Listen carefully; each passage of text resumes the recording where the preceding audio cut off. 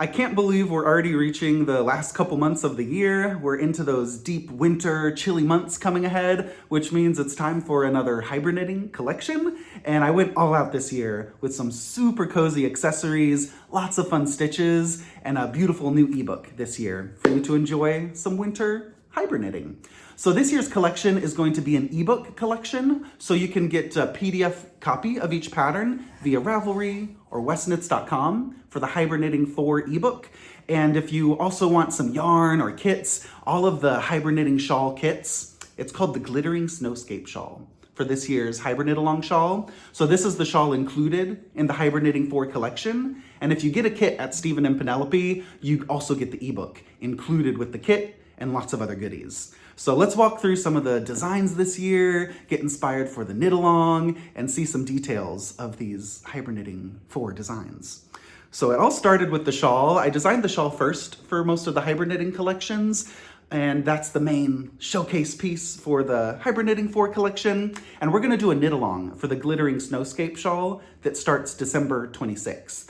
So you can get the ebook or the single patterns or a kit. So any way to get the pattern, you either get a kit and you'll get get a Glittering Snowscape kit, and then you'll get the ebook. You can get the ebook only, or you can also get the single shawl pattern. But they're all available to download as PDFs this year. And this is a 5 skein fade. So you want to get colors from light to dark.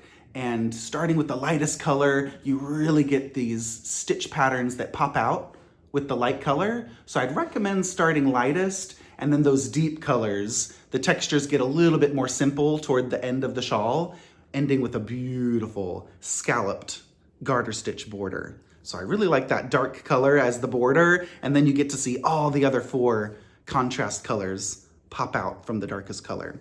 So the Glittering Snowscape Shawl is 5 skeins, and this is the first design in the ebook. Lots of fun stitch patterns to try. And I included a couple new stitches I haven't done before. This little granite lace stitch. I love these sampler shawls because it's always my opportunity to try a different stitch pattern and learn something new. So I hope that there might be some stitches in here that you haven't tried before.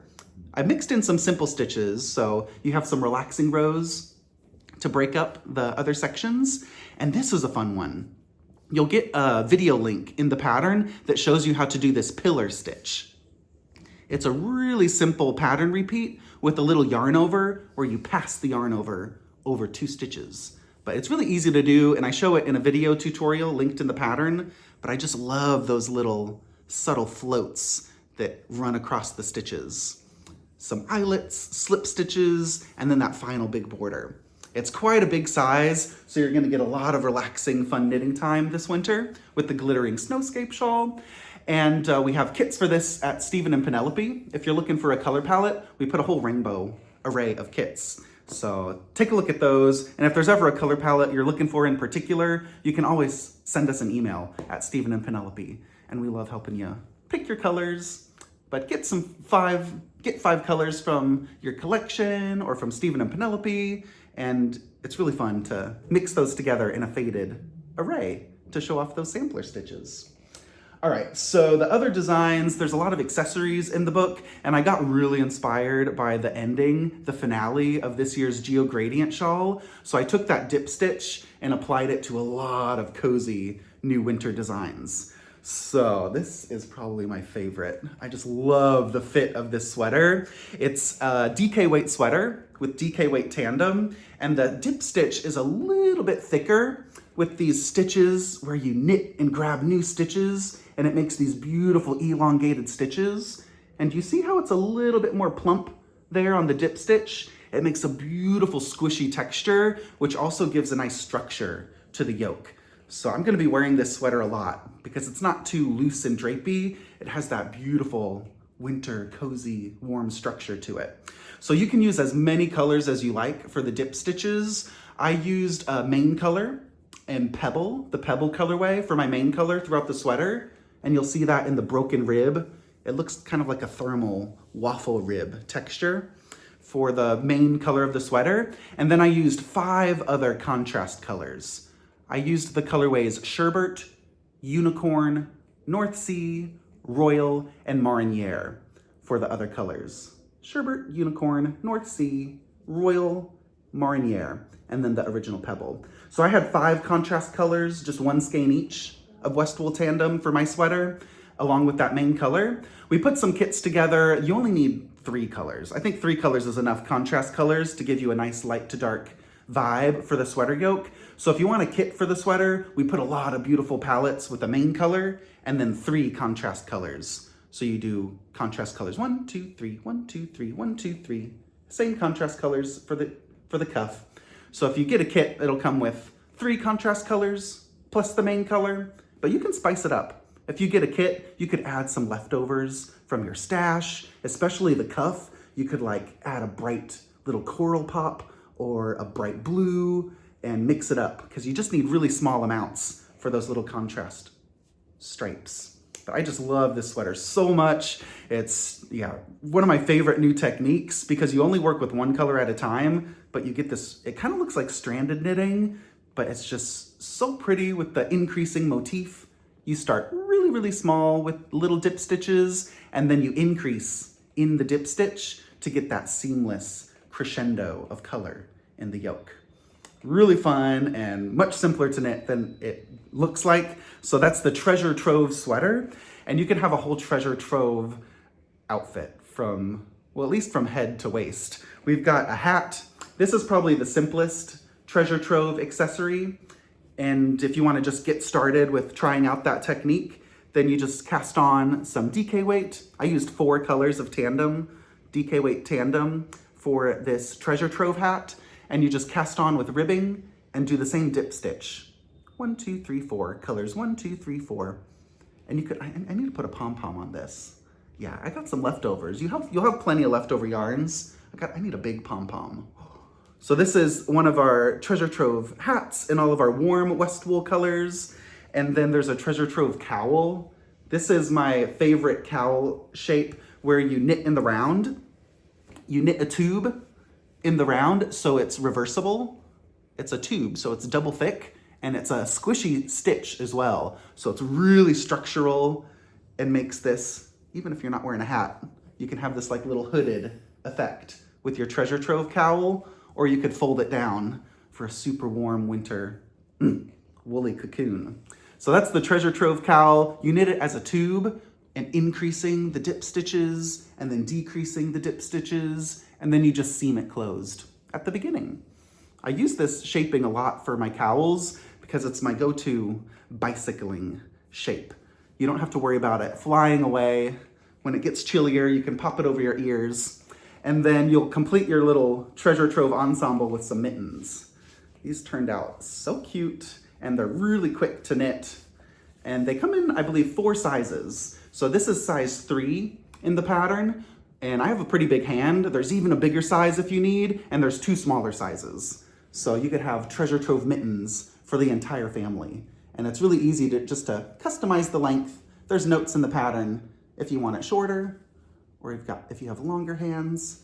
So even the size 1 could work for some kid sizes. Really cute Treasure Trove mittens. They kind of look like fish scales or like a mermaid tail. I was into that mermaid vibe with this Treasure Trove name and theme of this dip stitch. So from head to waist, you've got all your Treasure Trove.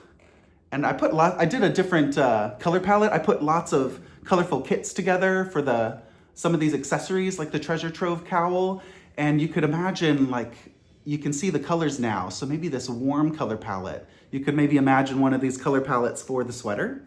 So I think a terracotta warm tone would look really beautiful with like that light vanilla peachy tone as the main color. You could do the dark as the main color too. But I'm thinking I might need another Treasure Trove sweater in the gray scale. I think this is just so classy and really a classic color palette. I would probably do the black even as the main color for just a really dark, cozy winter sweater, and then all those light heathered grays as the contrast colors in the yoke. I think that would be really beautiful and just an easy throw-on winter sweater. So those are the Treasure Trove designs that are all included in the Hiberknitting 4 collection.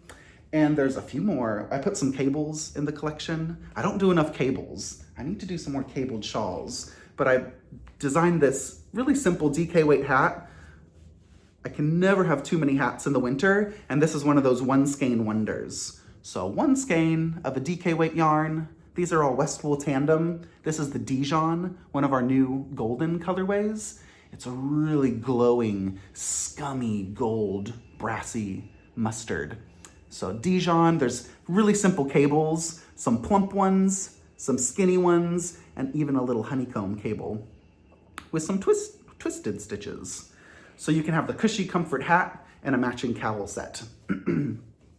Same cable technique with a little bit of ribbing. And this cowl is also knit in the round, but instead of sideways like that other treasure trove cowl, this one's much more colorful, and it has a thicker feeling overall.